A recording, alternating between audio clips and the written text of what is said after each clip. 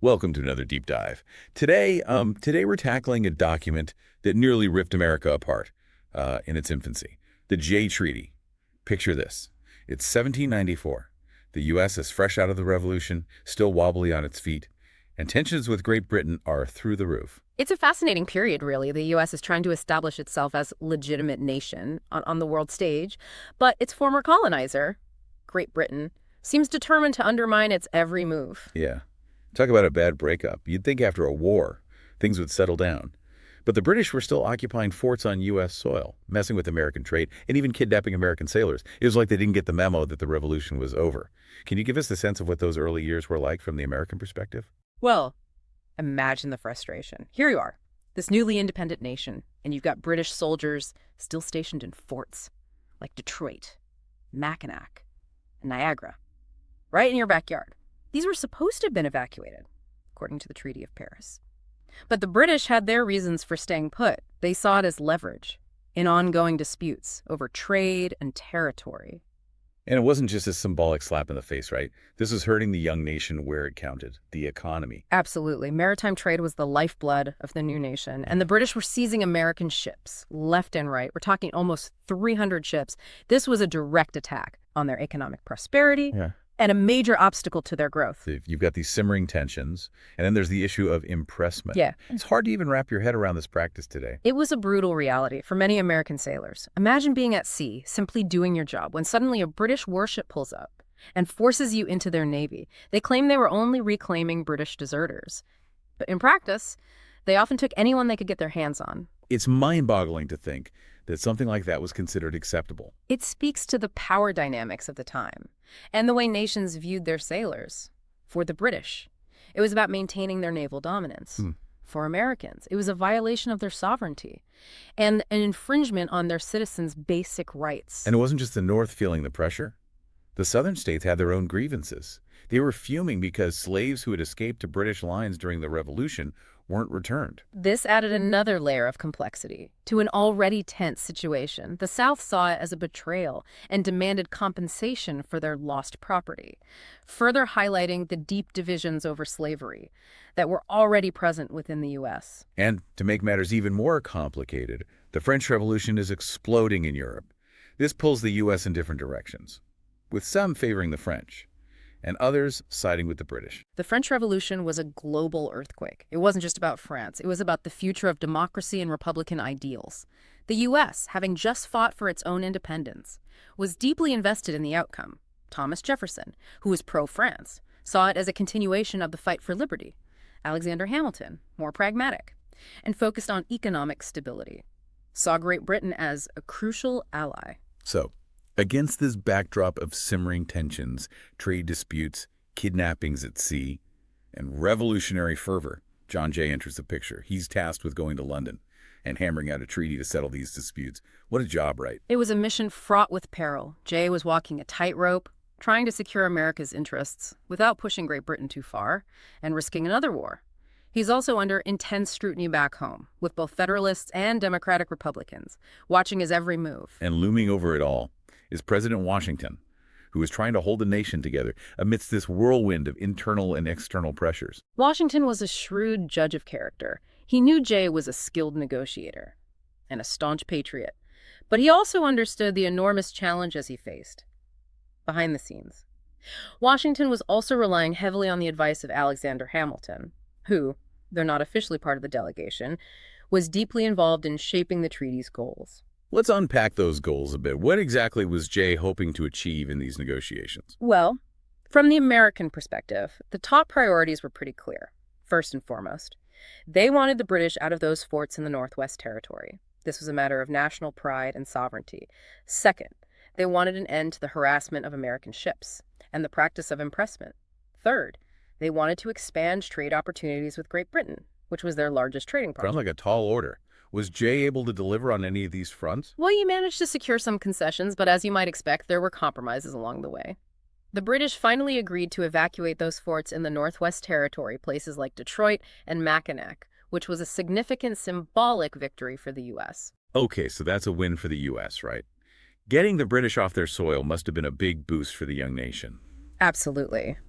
It affirmed their sovereignty and opened up the West for American settlement and expansion. But it's important to note that the British weren't just being magnanimous. They had their own strategic reasons for agreeing to this. They were facing increasing pressure from Native American tribes in the region and were concerned about a potential conflict with Spain. Interesting. So it wasn't just about American pressure, there were other factors at play. Huh? What about trade?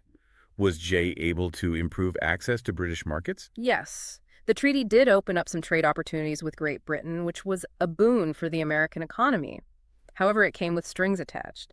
The U.S. had to make concessions on certain tariffs and grant Britain most favored nation treating status. Ah, so there's the trade-off. Access to British markets in exchange for some economic concessions. Makes sense. But what about the impressment of American sailors? Surely Jay wouldn't have backed down on that issue. Unfortunately, that was one of the major sticking points. Jay was unable to secure an end to impressment. The British were simply unwilling to give up what they saw as their right to reclaim their sailors. This was a bitter pill for many Americans to swallow, and it would continue to be a source of tension between the two nations. Wow. I can only imagine the outrage back home when people found out that impressment was still on the table. What about the southern states? Did they get any satisfaction on the issue of escaped slaves? Sadly, no. Jay actually dropped the demand for compensation for escaped slaves, which infuriated Southern planters. This was a strategic decision, but it's also worth noting that Jay himself was personally opposed to slavery, so it's likely that his own moral convictions played a role. So the treaty had its wins and its losses. It sounds like a mixed bag at best. What was the overall reaction when news of the treaty reached America?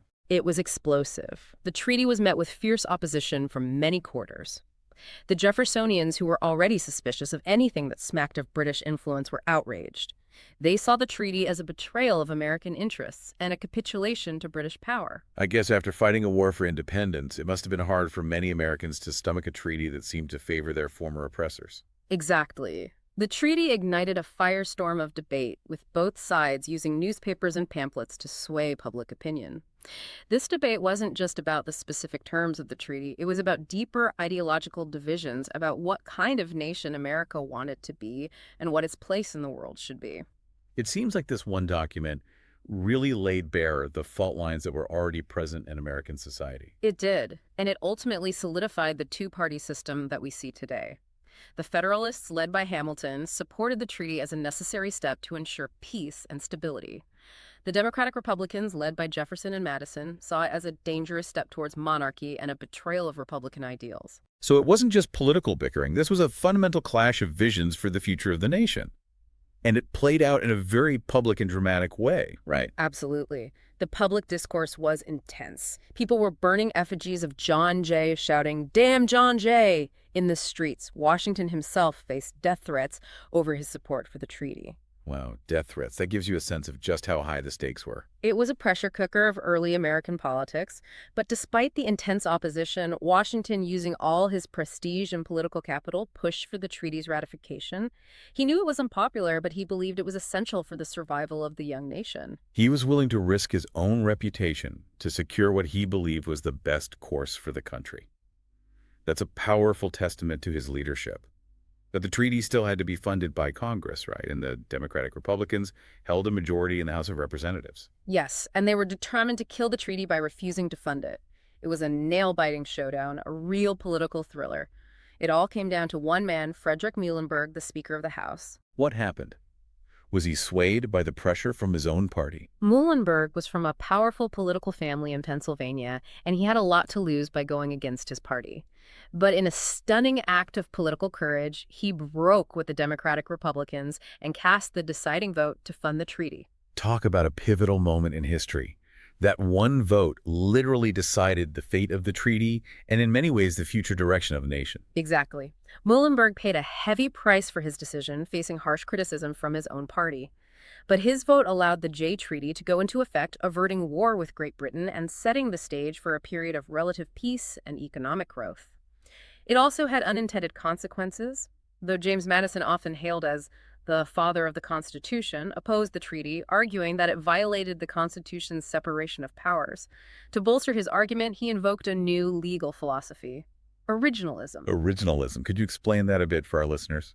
Essentially, originalism argues that the Constitution should be interpreted based on the original understanding of those who wrote and ratified it. Madison argued that the Jay Treaty, by granting the president the power to negotiate treaties that could impact commerce, overstepped the boundaries of executive power as originally intended by the framers. That's fascinating. So even though the treaty ultimately passed the debate around it, led to a new way of thinking about the Constitution and its interpretation.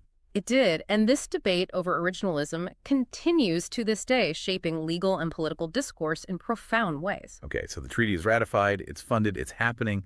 What were the long-term consequences? Did it achieve its goals? Well, the most immediate impact was that it averted war with Great Britain, which was a huge win for the U.S. It gave them time to consolidate their independence, build their economy and their military, and expand westward. So in a way, the treaty bought the young nation some breathing room, allowing it to grow stronger and more stable. Precisely. But it's also important to acknowledge that the treaty didn't solve all the outstanding issues. Impressment continued, tensions over trade persisted, and the question of slavery remained a ticking time bomb. Right. And what about the treaty's impact on the relationship between the U.S. and Great Britain? The treaty normalized relations between the two countries, laying the groundwork for a future alliance that would have profound implications down the line. Think about World War I and World War II. The U.S. and Britain would eventually become allies in those conflicts, but the seeds of that alliance were planted way back in 1794. It's amazing to think that a document signed over 2 centuries ago could have such far-reaching consequences. It shows how interconnected history is. Actions have ripple effects, and sometimes those ripples create waves that crash on distant shores. But the treaty had a more immediate and negative consequence. Wait. Well, as you might imagine, the French were not happy about the Jay Treaty. They saw it as a betrayal of their alliance with the U.S. and a sign that America was siding with Great Britain in the ongoing European conflicts. This led to a period of heightened tensions between the U.S. and France, culminating in the Quasi-War. Wait, the Quasi-War, what was that all about?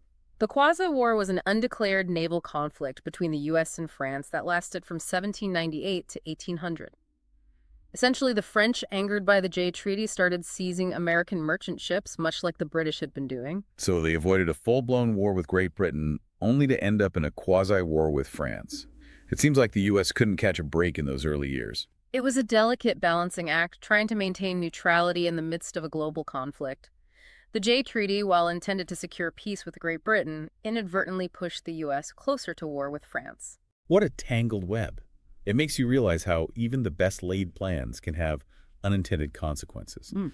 But getting back to the treaty itself, there was one aspect that we touched on earlier that I wanted to explore further, the use of arbitration to settle some of the disputes with Great Britain.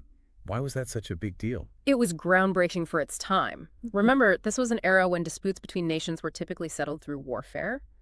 The Jay Treaty, by incorporating arbitration, introduced a new way of thinking about international relations, one based on diplomacy and legal mechanisms rather than brute force. It's almost like a precursor to the United Nations or the World Court. Exactly. It was a step towards a more rules-based international order where neutral third parties could help resolve disputes peacefully.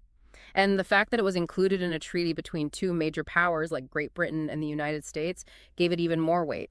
It set a precedent that other nations would follow, and over time, these mechanisms for peaceful conflict resolution would become increasingly important on the world stage. So in a way, the Jay Treaty, despite all its flaws and controversies, helped pave the way for a more peaceful and cooperative world. It did.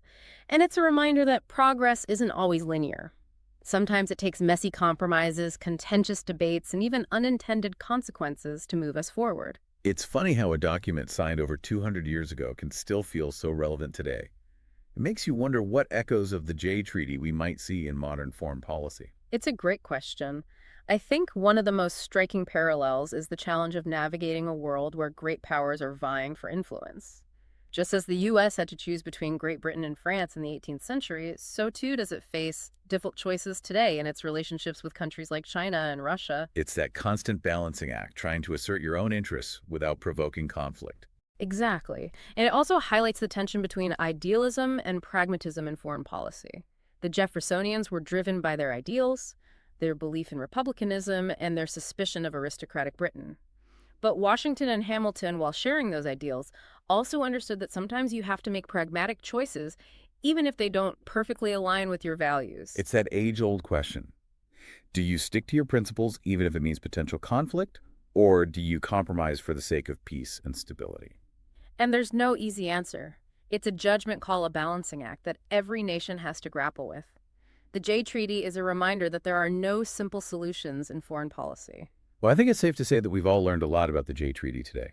It's a fascinating story of political intrigue, diplomatic maneuvering, and the challenges faced by a young nation trying to find its place in the world. It also reveals how seemingly isolated events can have lasting repercussions, shaping the course of history in unexpected ways. It's a testament to the complexity of history and the enduring relevance of the past. So for those of you listening, we'd like to leave you with some food for thought. If you were in John Jay's shoes, facing those immense pressures, what would you have done differently? What compromises would you have been willing to make? And how do you think the Jay Treaty continues to shape U.S. foreign policy today? What lessons can we learn from this pivotal moment in history? Keep those questions in mind as you continue to explore the past. And remember, history is not just a collection of dates and names. It's a living tapestry of choices, consequences, and enduring legacies. That's all for our deep dive on the Jay Treaty. We hope you enjoyed it. Until next time, keep diving deep